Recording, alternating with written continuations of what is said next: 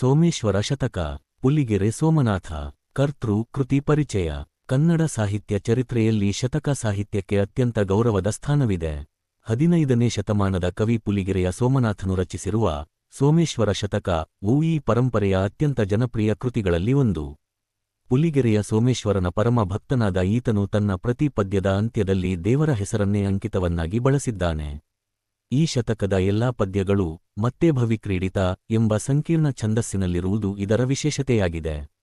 ತಿರುಳು ನೀತಿಯಿಲ್ಲದ ಜೀವನ ಚುಕ್ಕಾಣಿಯಿಲ್ಲದ ಹಡಗಿನಂತೆ ಎಂಬ ಮಾತಿನಂತೆ ಮನುಷ್ಯನಿಗೆ ಸನ್ಮಾರ್ಗವನ್ನು ತೋರುವುದೇ ಈ ಶತಕದ ಮೂಲ ಗುರಿ. ಇದು ಕೇವಲ ಧಾರ್ಮಿಕ ಗ್ರಂಥವಲ್ಲ, ಬದಲಾಗಿ ಸಮಾಜದ ಕೈಗನ್ನಡಿ. ರಾಜನೀತಿ, ಸಾಮಾಜಿಕ ನ್ಯಾಯ ಮತ್ತು ಜೀವನದ ಮೌಲ್ಯಗಳನ್ನು ಗಮಕದ ಗಾಂಭೀರ್ಯದೊಂದಿಗೆ ಇದು ಬೋಧಿಸುತ್ತದೆ. ಶತಕದ ಪ್ರಮುಖ ಅಂಶಗಳು: ಜ್ಞಾನಾರ್ಜನೆ, ಅನೇಕ ಹಳ್ಳಗಳು ಸೇರಿ ಸಮುದ್ರವಾಗುವಂತೆ, ವಿದ್ವಾಂಸರಿಂದ ಕಲಿತು, ಶಾಸ್ತ್ರಗಳನ್ನು ಆಲಿಸಿ, ಸಜ್ಜನರ ಸಹವಾಸ ಹಾಗೂ ಸ್ವಾನುಭವದಿಂದ ಮನುಷ್ಯನು ಸರ್ವಜ್ಞ ನಾಗಬಲ್ಲ ಎಂಬುದನ್ನು ಕವಿ ಮನೋಜ್ಞವಾಗಿ ವಿವರಿಸಿದ್ದಾನೆ. ರಾಜನೀತಿ ಮತ್ತು ಕರ್ತವ್ಯ, ಪ್ರಜೆಗಳನ್ನು ಮಕ್ಕಳಂತೆ ಪಾಲಿಸುವವನೇ ನಿಜವಾದ ಅರಸ, ಲಂಚದ ಆಸೆ ಇಲ್ಲದವನೇ ಸಚಿವ, ತಂದೆ ತಾಯಿಯನ್ನು ಸಲಹುವವನೇ ಧರ್ಮಿಷ್ಠ ಮತ್ತು ನಿರ್ಭಯವಾಗಿರುವವನೇ ನಿಜವಾದ ಭಕ್ತ ಎಂದು ಕವಿ ವ್ಯಾಖ್ಯಾನಿಸಿದ್ದಾನೆ. ಅರಸನಾದವನು ವೀರರು, ವೈರಿಗಳು, ವಿದ್ವಾಂಸರು ಮತ್ತು ಸ್ತ್ರೀಯರ ವಿಷಯದಲ್ಲಿ ಎಚ್ಚರಿಕೆಯಿಂದಿರಬೇಕು ಎಂಬ ರಾಜತಾಂತ್ರಿಕ ಸಲಹೆಯನ್ನು ನೀಡಿದ್ದಾನೆ. ಶ್ರೇಷ್ಠತೆ ಮತ್ತು ಸಮಯ ಪ್ರಜ್ಞೆ, ನವರಸಗಳಲ್ಲಿ ಶೃಂಗಾರ, ಭಾಗ್ಯಗಳಲ್ಲಿ ಆರೋಗ್ಯ, ಜನ್ಮಗಳಲ್ಲಿ ಮನುಷ್ಯ ಜನ್ಮ ಹಾಗೂ ವಿದ್ಯೆಗಳಲ್ಲಿ ಕವಿತ್ವವೇ ಶ್ರೇಷ್ಠವಾದುದು. ಆದರೆ ಇವೆಲ್ಲವೂ ಸಕಾಲದಲ್ಲಿ ಒದಗಿ ಬರಬೇಕು. ಸಮಯ ಮೀರಿದ ಮಳೆ ಅಥವಾ ಸಹಾಯ ಎರಡೂ ನಿಷ್ಫಲ ಎಂಬ ಎಚ್ಚರಿಕೆಯನ್ನು ಕವಿ ನೀಡುತ್ತಾನೆ. ಯುಕ್ತಿ ಮತ್ತು ಅಂತರಂಗ ಶುದ್ಧಿ, 0,000 ಕಾಲಾಳಿನ ಸತ್ವ ಎನ್ನುವ ಮೂಲಕ ಶಕ್ತಿಗಿಂತ ಯುಕ್ತಿ ಲೇಸು ಎಂಬ ನಾಯಕತ್ವದ ಗುಣವನ್ನು ಎತ್ತಿ ಹಿಡಿದಿದ್ದಾನೆ. ಅಂತಿಮವಾಗಿ, ಕೇವಲ ಬಾಹ್ಯ ಮಡಿಗಿಂತ ನಿರ್ಮಲವಾದ ಚಿತ್ತವೇ ನಿಜವಾದ ಮಡಿ ಎಂದು ಹೇಳುವ ಮೂಲಕ ಅಂತರಂಗ ಶುದ್ಧಿಯ ಮಹತ್ವವನ್ನು ಸಾರಿದ್ದಾನೆ. ಹೀಗೆ ಸೋಮೇಶ್ವರ ಶತಕವು ಶಿಕ್ಷಣ, ತತ್ವಜ್ಞಾನ, ಭಕ್ತಿ ಮತ್ತು ಜೀವನದ ಸಾರ್ಥಕತೆಯನ್ನು ಉದಾಹರಣೆಗಳ ಸಹಿತ ಅರ್ಥಪೂರ್ಣವಾಗಿ ಕಟ್ಟಿಕೊಡುತ್ತದೆ. ಸರಳಾನುವಾದ: 1. ಮನುಷ್ಯನು ಸರ್ವಜ್ಞನಾಗಬೇಕಾದರೆ ಅಥವಾ ಎಲ್ಲವನ್ನೂ ತಿಳಿದವನಾಗಬೇಕಾದರೆ ಈ ದಾರಿಗಳನ್ನು ಅನುಸರಿಸಬೇಕು. ಸ್ವಲ್ಪ ಜ್ಞಾನವನ್ನು ಪಂಡಿತರಿಂದ ಕಲಿತು, ಸ್ವಲ್ಪವನ್ನು ಶಾಸ್ತ್ರಗಳ ಅಧ್ಯಯನದಿಂದ ತಿಳಿದು, ಕೆಲವೊಂದನ್ನು ಕೆಲಸ ಮಾಡುವವರಿಂದ ನೋಡಿ ಕಲಿತು, ಇನ್ನು ಕೆಲವನ್ನು ಸ್ವಂತ ವಿವೇಚನೆಯಿಂದ ಆಲೋಚಿಸಿ ಮತ್ತು ಸಜ್ಜನರ ಸಹವಾಸದಿಂದ ಪಡೆಯಬೇಕು. ಸಣ್ಣ ಸಣ್ಣ ಹಳ್ಳಗಳು ಸೇರಿ ಸಮುದ್ರವಾಗುವಂತೆ ಈ ಎಲ್ಲ ಅನುಭವಗಳು ಸೇರಿ ಮನುಷ್ಯನನ್ನು ಜ್ಞಾನಿಯನ್ನಾಗಿ ಮಾಡುತ್ತವೆ. 2.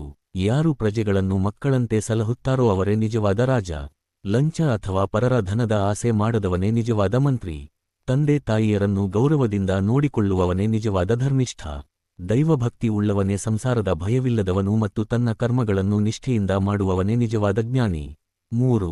ಹಣ್ಣುಗಳಲ್ಲಿ ಮಾವಿನ ಹಣ್ಣು ಸವಿಯಾದದ್ದು, ರಸಗಳಲ್ಲಿ ಶೃಂಗಾರ ರಸ ಶ್ರೇಷ್ಠ, ಅಡುಗೆಯಲ್ಲಿ ಉಪ್ಪು ಮುಖ್ಯ, ಮಾತುಗಳಲ್ಲಿ ಮಗುವಿನ ತೊದಲು ನುಡಿ ಅತಿ ಸುಂದರ, ಸಂಪತ್ತಿನಲ್ಲಿ ಆರೋಗ್ಯವೇ ದೊಡ್ಡದು, ದೈವಗಳಲ್ಲಿ ಶಿವನೇ ಶ್ರೇಷ್ಠ, ಬಿಲ್ವಿದ್ಯೆಯಲ್ಲಿ ಮನ್ಮಥನು ಮಿಗಿಲು, ಜನ್ಮಗಳಲ್ಲಿ ಮನುಷ್ಯ ಜನ್ಮವೇ ಶ್ರೇಷ್ಠ ಮತ್ತು ವಿದ್ಯೆಗಳಲ್ಲಿ ಕವಿತಾ ವಿದ್ಯೆಯೇ ಅತ್ಯುತ್ತಮವಾದುದು.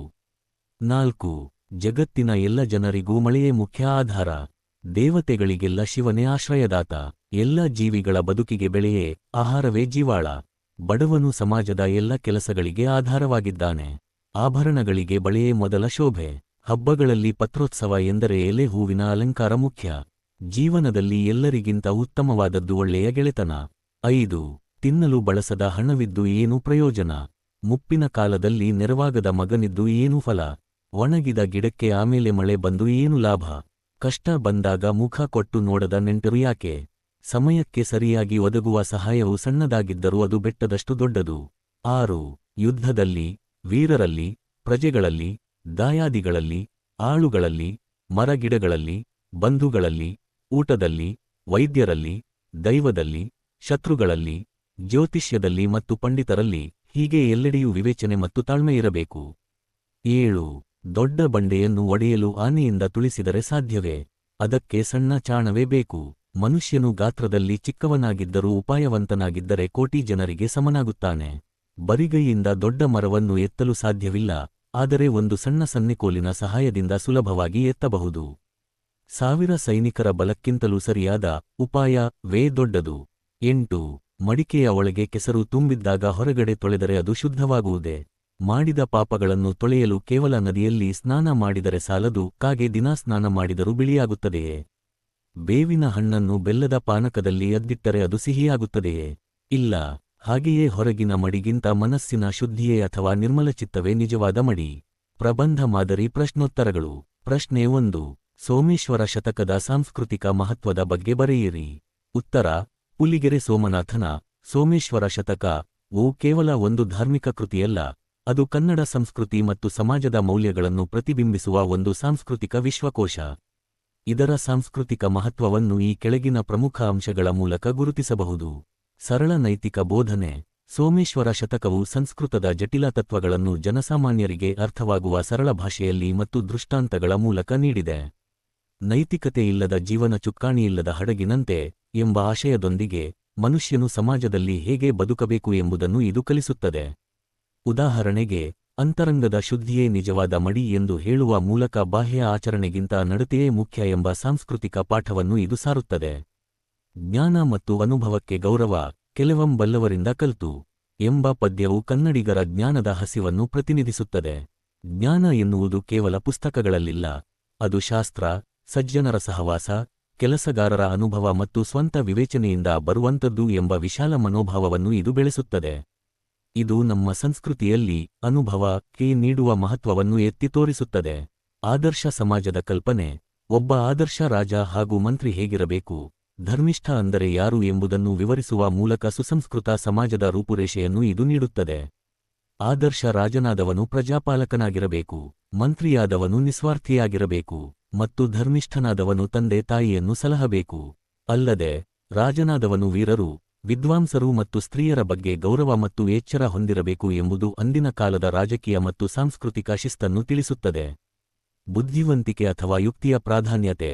ಕನ್ನಡಿಗರ ಸಾಂಸ್ಕೃತಿಕ ಪ್ರಜ್ಞೆಯಲ್ಲಿ ಯುಕ್ತಿಗೆ ದೊಡ್ಡ ಸ್ಥಾನವಿದೆ. ಬರೀ ದೈಹಿಕ ಬಲಕ್ಕಿಂತ ಬುದ್ಧಿವಂತಿಕೆಯೇ ಶ್ರೇಷ್ಠ ಎಂಬ ಅಂಶವನ್ನು 0,000 ಕಾಲಾಳಿನ ಸತ್ವ ಎಂಬ ಸಾಲು ಸಾಬೀತುಪಡಿಸುತ್ತದೆ. ಇದು ಕನ್ನಡಿಗರ ವ್ಯವಹಾರ ಜ್ಞಾನ ಮತ್ತು ಬದುಕಿನ ಕೌಶಲದ ಸಂಕೇತವಾಗಿದೆ.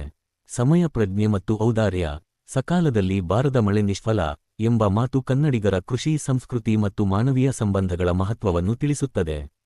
ಸಂಕಷ್ಟದಲ್ಲಿರುವವರಿಗೆ ಸರಿಯಾದ ಸಮಯದಲ್ಲಿ ಮಾಡುವ ಸಹಾಯವೇ ಬೆಟ್ಟದಷ್ಟು ದೊಡ್ಡದು ಎಂಬುದು ನಮ್ಮ ಸಾಂಸ್ಕೃತಿಕ ಔದಾರ್ಯದ ಪರಿಚಯ ಮಾಡಿಕೊಡುತ್ತದೆ.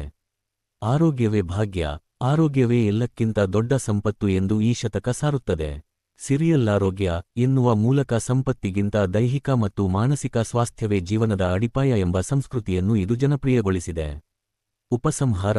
ಸೋಮೇಶ್ವರ ಶತಕವು 15ನೇ ಶತಮಾನದಿಂದ ಇಂದಿನವರೆಗೂ ಕನ್ನಡಿಗರ ಮನೆಮಾತಾಗಲು ಕಾರಣ ಅದರ ಪ್ರಾಯೋಗಿಕತೆ. ಇದು ಜನರಿಗೆ ಧರ್ಮದ ಹೆಸರಿನಲ್ಲಿ ಭಯ ಹುಟ್ಟಿಸದೆ, ಬದುಕಿನ ಪ್ರೀತಿಯನ್ನು ಮತ್ತು ಸಾಮಾಜಿಕ ಜವಾಬ್ದಾರಿಯನ್ನು ಕಲಿಸುತ್ತದೆ. ಆದ್ದರಿಂದಲೇ ಇದು ಕನ್ನಡ ಸಾಹಿತ್ಯ ಮತ್ತು ಸಂಸ್ಕೃತಿಯ ಒಂದು ಶಾಶ್ವತ ಆಸ್ತಿಯಾಗಿದೆ. ಪ್ರಶ್ನೆ 2. ಲೋಕ ಜೀವನದ ಮಹತ್ವವನ್ನು ಪುಲಿಗೆರೆ ಸೋಮನಾಥ ಸರಳವಾಗಿ ಬಣ್ಣಿಸಿದ ಬಗೆಯನ್ನು ತಿಳಿಸಿ. ಉತ್ತರ: ಪುಲಿಗೆರೆ ಸೋಮನಾಥರು ತಮ್ಮ ಸೋಮೇಶ್ವರ ಶತಕ ದಲ್ಲಿ ಅಧ್ಯಾತ್ಮದ ಸಂಕೀರ್ಣತೆಗಿಂತ ಲೋಕ ಜೀವನದ ಅಂದರೆ ದೈನಂದಿನ ಬದುಕಿನ ವಾಸ್ತವಗಳನ್ನು ಅತ್ಯಂತ ಸರಳವಾಗಿ ಮತ್ತು ಪರಿಣಾಮಕಾರಿಯಾಗಿ ಬಣ್ಣಿಸಿದ್ದಾನೆ. ಆತ ಲೋಕಾನುಭವವನ್ನು ಬಿಂಬಿಸಿದ ಬಗೆಯನ್ನು ಈ ಕೆಳಗಿನಂತೆ ವಿಶ್ಲೇಷಿಸಬಹುದು. ಜ್ಞಾನಾರ್ಜನೆಯ ಮಾರ್ಗ. ಲೋಕದಲ್ಲಿ ಒಬ್ಬ ಮನುಷ್ಯ ಜ್ಞಾನಿಯಾಗುವುದು ಹೇಗೆ ಎಂಬುದನ್ನು ಸೋಮನಾಥ ಬಹಳ ಸರಳವಾಗಿ ವಿವರಿಸಿದ್ದಾನೆ. ಕೇವಲ ಪುಸ್ತಕ ಓದಿದರೆ ಸಾಲದು, ವಿದ್ವಾಂಸರ ಮಾತು ಕೇಳಬೇಕು, ಶಾಸ್ತ್ರಗಳನ್ನು ಅಭ್ಯಾಸ ಮಾಡಬೇಕು, ಕೆಲಸ ಮಾಡುವವರಿಂದ ಕೌಶಲ ಕಲಿಯಬೇಕು ಮತ್ತು ಸಜ್ಜನರ ಸಹವಾಸ ಮಾಡಬೇಕು. ಈ ರೀತಿ ಸಣ್ಣ ಸಣ್ಣ ಅನುಭವಗಳು ಸೇರಿ ಬದುಕು ಸಮುದ್ರದಂತೆ ವಿಶಾಲವಾಗುತ್ತದೆ ಎಂಬುದು ಅವರ ಲೋಕದೃಷ್ಟಿ. ಸಮಯೋಚಿತ ಸಹಾಯ. ಲೋಕ ಜೀವನದಲ್ಲಿ ಸಹಾಯ ಎಂಬುದು ಸಕಾಲದಲ್ಲಿ ದೊರೆತರೆ ಮಾತ್ರ ಅದಕ್ಕೆ ಬೆಲೆ ಎಂಬ ವಾಸ್ತವವನ್ನು ಆತ ಎತ್ತಿ ತೋರಿಸಿದ್ದಾನೆ. ಒಣಗಿದ ಗಿಡಕ್ಕೆ ಆಮೇಲೆ ಮಳೆ ಬಂದು ಏನು ಫಲ, ಅಥವಾ ಕಷ್ಟ ಬಂದಾಗ ಆಗದ ಬಂಧುಗಳಿಂದೇನು ಪ್ರಯೋಜನ ಎಂಬ ಪ್ರಶ್ನೆಗಳ ಮೂಲಕ ಲೋಕದ ಸಂಬಂಧಗಳ ನಿಸ್ಸಾರತೆಯನ್ನು ಮತ್ತು ಸಮಯೋಚಿತ ಸಹಾಯದ ಮಹತ್ವವನ್ನು ವಿವರಿಸಿದ್ದಾನೆ. ಅಂತರಂಗ ಶುದ್ಧಿ. ಲೋಕದಲ್ಲಿ ಮನುಷ್ಯರು ಮಡಿ ಮೈಲಿಗೆಯ ಹೆಸರಿನಲ್ಲಿ ಮಾಡುವ ಆಚರಣೆಗಳಿಗಿಂತ ಮನಸ್ಸಿನ ಶುದ್ಧಿಯೇ ಮುಖ್ಯ ಎಂದು ಅವರು ಪ್ರತಿಪಾದಿಸಿದ್ದಾರೆ. ಮಡಿಕೆಯೊಳಗೆ ಕೆಸರಿದ್ದರೆ ಹೊರಗೆ ತೊಳೆದರೆ ಶುದ್ಧವಾಗುವುದೇ ಎಂಬ ಉದಾಹರಣೆಯು ಲೋಕ ಜೀವನದಲ್ಲಿ ಮನುಷ್ಯನ ವ್ಯಕ್ತಿತ್ವ ಹೇಗಿರಬೇಕು ಎಂಬುದಕ್ಕೆ ಸರಳವಾದ ಮಾರ್ಗದರ್ಶಿಯಾಗಿದೆ. ಯುಕ್ತಿಯ ಮಹತ್ವ. ಬದುಕಿನಲ್ಲಿ ಎದುರಾಗುವ ಸಮಸ್ಯೆಗಳನ್ನು ಬರೀ ದೈಹಿಕ ಬಲದಿಂದ ಎದುರಿಸಲು ಸಾಧ್ಯವಿಲ್ಲ. ದೊಡ್ಡ ಬಂಡೆಯನ್ನು ಒಡೆಯಲು ಆನೆಗಿಂತಲೂ ಸಣ್ಣ ಚಾಣ ಹೇಗೆ ಮುಖ್ಯವೋ, ಹಾಗೆಯೇ ಲೋಕದ ಸಂಕಷ್ಟಗಳನ್ನು ಎದುರಿಸಲು ಉಪಾಯ ಅಥವಾ ಯುಕ್ತಿ ಮುಖ್ಯ ಎಂಬುದನ್ನು ಅವನು ಮನವರಿಕೆ ಮಾಡಿಕೊಟ್ಟಿದ್ದಾನೆ. ಲೋಕದ ಶ್ರೇಷ್ಠತೆಗಳ ಪಟ್ಟಿ. ಲೋಕದ 106 ವಸ್ತುಗಳಲ್ಲಿ ಯಾವುದೂ ಶ್ರೇಷ್ಠ ಎಂಬುದನ್ನು ಅವನು ಜನಸಾಮಾನ್ಯರಿಗೆ ಅರ್ಥವಾಗುವಂತೆ ಪಟ್ಟಿ ಮಾಡಿದ್ದಾನೆ. ಆರೋಗ್ಯವೇ ಭಾಗ್ಯ, ಎಲ್ಲ ಸಂಪತ್ತಿಗಿಂತ ಆರೋಗ್ಯವೇ ಶ್ರೇಷ್ಠ. ಮನುಷ್ಯ ಜನ್ಮ, ಎಲ್ಲ ಜನ್ಮಗಳಿಗಿಂತ ಮನುಷ್ಯ ಜನ್ಮವೇ ಉತ್ತಮ. ಗೆಳೆತನ, ಎಲ್ಲ ಸಂಬಂಧಗಳಲ್ಲಿ ನಿಸ್ವಾರ್ಥವಾದ ಸ್ನೇಹವೇ ದೊಡ್ಡದು. ಉಪಸಂಹಾರ. ಪುಲಿಗೆರೆ ಸೋಮನಾಥ ಲೋಕ ಜೀವನವನ್ನು ಬಣ್ಣಿಸುವಾಗ ದೃಷ್ಟಾಂತ ಅಲಂಕಾರಗಳನ್ನು ಬಳಸಿದ್ದಾನೆ. ಮಳೆ, ಹಳ್ಳ, ಸಮುದ್ರ, ಆನೆ, ಚಾಣ, ಬೇವಿನ ಹಣ್ಣು ಇಂತಹ ನಿತ್ಯ ಜೀವನದ ಉದಾಹರಣೆಗಳ ಮೂಲಕ ಗಹನವಾದ ಜೀವನ ಮೌಲ್ಯಗಳನ್ನು ತಿಳಿಸಿರುವುದರಿಂದ ಇಂದಿಗೂ ಕವಿ ಸೋಮೇಶ್ವರನ ಪದ್ಯಗಳು ಜನಪ್ರಿಯವಾಗಿವೆ. ಟಿಪ್ಪಣಿ ರೂಪದ ಪ್ರಶ್ನೋತ್ತರಗಳು. ಟಿಪ್ಪಣಿ 1. ಆದರ್ಶ ಮನುಷ್ಯ ಮತ್ತು ಸಮಾಜದ ಲಕ್ಷಣಗಳು. ಪ್ರಶ್ನೆ: ಪುಲಿಗೆರೆ ಸೋಮನಾಥನ ಪ್ರಕಾರ ಒಬ್ಬ ಆದರ್ಶ ವ್ಯಕ್ತಿ ಮತ್ತು ಸುಸಂಸ್ಕೃತ ಸಮಾಜದ ಲಕ್ಷಣಗಳೇನು? ಉತ್ತರ: ಪುಲಿಗೆರೆ ಸೋಮನಾಥ ಕೇವಲ ವ್ಯಕ್ತಿತ್ವ ವಿಕಸನಕ್ಕೆ ಮಾತ್ರವಲ್ಲದೆ ಒಂದು ಆದರ್ಶ ಸಮಾಜದ ನಿರ್ಮಾಣಕ್ಕೆ ಬೇಕಾದ ಅಂಶಗಳನ್ನು ಪಟ್ಟಿ ಮಾಡಿದ್ದಾನೆ. ಆದರ್ಶ ಅರಸ ಮತ್ತು ಮಂತ್ರಿ. ಪ್ರಜೆಗಳನ್ನು ಸ್ವಂತ ಮಕ್ಕಳಂತೆ ಪ್ರೀತಿಯಿಂದ ಪಾಲಿಸುವವನೇ ನಿಜವಾದ ಅರಸ. ಯಾವುದೇ ಆಸೆ ಅಥವಾ ಲಂಚಕ್ಕೆ ಮರುಳಾಗದೆ ಕಾರ್ಯನಿರ್ವಹಿಸುವವನೇ ಶ್ರೇಷ್ಠ ಮಂತ್ರಿ. ಧರ್ಮದ ವ್ಯಾಖ್ಯಾನ. ತಂದೆ ತಾಯಿಯರನ್ನು ಗೌರವದಿಂದ ಕಂಡು ಅವರನ್ನು ಪೋಷಿಸುವವನೇ ನಿಜವಾದ ಧರ್ಮಿಷ್ಠ. ಬಾಹ್ಯ ಆಚರಣೆಗಿಂತ ಪಿತೃಭಕ್ತಿ ಮತ್ತು ಮಾತೃಭಕ್ತಿಗೆ ಕವಿ ಹೆಚ್ಚಿನ ಮಹತ್ವ ನೀಡಿದ್ದಾನೆ. ನೈತಿಕ ಎಚ್ಚರ. ಸಮಾಜದಲ್ಲಿ ಬದುಕುವಾಗ ಶತ್ರುಗಳು, ವಿದ್ವಾಂಸರು, ಸ್ತ್ರೀಯರು ಮತ್ತು ಪ್ರಜೆಗಳ ವಿಷಯದಲ್ಲಿ ವಿವೇಚನೆ ಹಾಗೂ ಎಚ್ಚರದಿಂದ ಇರಬೇಕು. ಇದು ಸಾಮಾಜಿಕ ಸಾಮರಸ್ಯಕ್ಕೆ ಅಡಿಪಾಯ. ಸತ್ಯ ಮತ್ತು ನಿಷ್ಠೆ. ತನ್ನ ಕುಲದ ಆಚಾರವನ್ನು ಪಾಲಿಸುವ, ದೈವಭಕ್ತಿ ಉಳ್ಳ ಮತ್ತು ಭಯವಿಲ್ಲದ ವ್ಯಕ್ತಿಯು ಸಮಾಜದ ಆಸ್ತಿಯಾಗಿರುತ್ತಾನೆ. ಟಿಪ್ಪಣಿ 2. ಅಂತರಂಗ ಶುದ್ಧಿ ಮತ್ತು ಲೋಕಾನುಭವ. ಪ್ರಶ್ನೆ: ಮನಸ್ಸಿನ ಶುದ್ಧಿಯೇ ಮಡಿ ಎಂಬ ತತ್ವವನ್ನು ಸೋಮನಾಥ ಹೇಗೆ ಸಮರ್ಥಿಸಿದ್ದಾನೆ? ಹಾಗೂ ಲೋಕಾನುಭವದ ಮಹತ್ವವೇನು? ಉತ್ತರ: ಸೋಮನಾಥ ಬಾಹ್ಯ ಆಡಂಬರಕ್ಕಿಂತ ಅಂತರಂಗದ ಪವಿತ್ರತೆಗೆ ಹೆಚ್ಚಿನ ಒತ್ತು ನೀಡಿದ್ದಾನೆ. ಅಂತರಂಗ ಶುದ್ಧಿ. ಮಡಿಕೆಯ ಒಳಗೆ ಕೆಸರು ತುಂಬಿದ್ದಾಗ ಹೊರಭಾಗವನ್ನು ಎಷ್ಟು ತೊಳೆದರೂ ಅದು ಹೇಗೆ ಶುದ್ಧವಾಗುವುದಿಲ್ಲವೋ ಹಾಗೆಯೇ ಮನಸ್ಸಿನಲ್ಲಿ ಪಾಪವನ್ನಿಟ್ಟುಕೊಂಡು ನದಿಯಲ್ಲಿ ಸ್ನಾನ ಮಾಡಿದರೆ ಮನುಷ್ಯ ಪಾವಿತನಾಗಲಾರ. ಕಾಗೆ ದಿನಾ ಸ್ನಾನ ಮಾಡಿದರೂ ಹಂಸವಾಗಲಾರದು ಎಂಬ ದೃಷ್ಟಾಂತದ ಮೂಲಕ ನಿರ್ಮಲ ಚಿತ್ತವೇ ನಿಜವಾದ ಮಡಿ ಎಂದು ಸಾರಿದ್ದಾನೆ. ಲೋಕಾನುಭವದ ಹಾದಿ. ಒಬ್ಬ ವ್ಯಕ್ತಿ ಪರಿಪೂರ್ಣನಾಗಲು ಹಲವು ಮೂಲಗಳಿಂದ ಜ್ಞಾನ ಪಡೆಯಬೇಕು. ಪಂಡಿತರಿಂದ ಕಲಿಯುವುದು, ಶಾಸ್ತ್ರಗಳನ್ನು ಕೇಳುವುದು, ಕೆಲಸ ಮಾಡುವವರಿಂದ ಪ್ರಾಯೋಗಿಕ ಜ್ಞಾನ ಪಡೆಯುವುದು ಮತ್ತು ಸಜ್ಜನರ ಸಹವಾಸ ಮಾಡುವುದು. ಯುಕ್ತಿಯೇ ಬಲ. ಲೋಕ ಜೀವನದಲ್ಲಿ ಕೇವಲ ದೈಹಿಕ ಶಕ್ತಿಗಿಂತ ಯುಕ್ತಿ ಮಿಗಿಲು. 1000 ಸೈನಿಕರು ಮಾಡದ ಕೆಲಸವನ್ನು ಒಂದು ಸಣ್ಣ ಸನ್ನೆಕೋಲು ಮಾಡಬಲ್ಲದು. ಹಾಗೆಯೇ ಅತಿ ದೊಡ್ಡ ಬಂಡೆಯನ್ನು ಒಡೆಯಲು ಆನೆಯ ಬಲಕ್ಕಿಂತ ಸಣ್ಣ ಚಾಣದ ಏಟು ಪರಿಣಾಮಕಾರಿ ಎಂಬುದು ಕವಿಯ ಲೋಕದರ್ಶನವಾಗಿದೆ. 1 ಅಂಕದ ಪ್ರಶ್ನೋತ್ತರಗಳು. ಪ್ರಶ್ನೆ 1. ಸೋಮೇಶ್ವರ ಶತಕದ ಕರ್ತೃ ಯಾರು? ಉತ್ತರ: ಪುಲಿಗೆರೆ ಸೋಮನಾಥ. ಪ್ರಶ್ನೆ 2. ಪುಲಿಗೆರೆ ಸೋಮನಾಥನು ಯಾವ ಶತಮಾನದ ಕವಿ? ಉತ್ತರ: ಕ್ರಿ. ಶ. 15ನೇ ಶತಮಾನ. ಪ್ರ. 3. ಸೋಮೇಶ್ವರ ಶತಕವು ಯಾವ ಛಂದಸ್ಸಿನಲ್ಲಿದೆ? ಉತ್ತರ: ಮತ್ತೆ ಭವಿಕ್ರೀಡಿತ ವೃತ್ತದಲ್ಲಿದೆ. ಪ್ರಶ್ನೆ 4. ಈ ಶತಕದ ಪದ್ಯಗಳಲ್ಲಿ ಬಳಕೆಯಾಗಿರುವ ಅಂಕಿತನಾಮ ಯಾವುದು? ಉತ್ತರ: ಹರಹರ ಶ್ರೀ ಚೆನ್ನಸೋಮೇಶ್ವರ. ಪ್ರಶ್ನೆ 5. ಯಾವ ಜನ್ಮವು ಎಲ್ಲ ಜನ್ಮಗಳಿಗಿಂತ ಶ್ರೇಷ್ಠವಾದುದು? ಉತ್ತರ: ಮನುಷ್ಯ ಜನ್ಮವು ಶ್ರೇಷ್ಠವಾದುದು. ಪ್ರಶ್ನೆ 6. ಮನುಷ್ಯನು ಸರ್ವಜ್ಞನಾಗಲು ಯಾರ ಸಹವಾಸ ಮಾಡಬೇಕು? ಉತ್ತರ: ಸಜ್ಜನರ ಅಥವಾ ಸತ್ಪುರುಷರ ಸಹವಾಸ ಮಾಡಬೇಕು.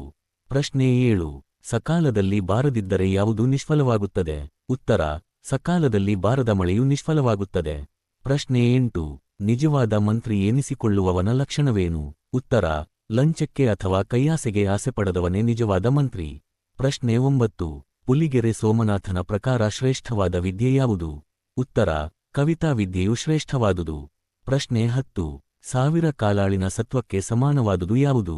ಉತ್ತರ: ಸನ್ನೆ ಅಥವಾ ಸನ್ನೆ ಕೋಲು 1000 ಕಾಲಾಳಿನ ಸತ್ವಕ್ಕೆ ಸಮಾನ. ಪ್ರಶ್ನೆ 11. ಅರಸನಾದವನಿಗೆ ಇರಬೇಕಾದ ಮುಖ್ಯ ಗುಣ ಯಾವುದು? ಉತ್ತರ: ಪ್ರಜೆಗಳನ್ನು ಮಕ್ಕಳಂತೆ ಪಾಲಿಸುವ ಗುಣವಿರಬೇಕು. ಪ್ರಶ್ನೆ 12. ಎಲ್ಲ ಭಾಗ್ಯಗಳಿಗಿಂತ ದೊಡ್ಡ ಭಾಗ್ಯ ಯಾವುದು?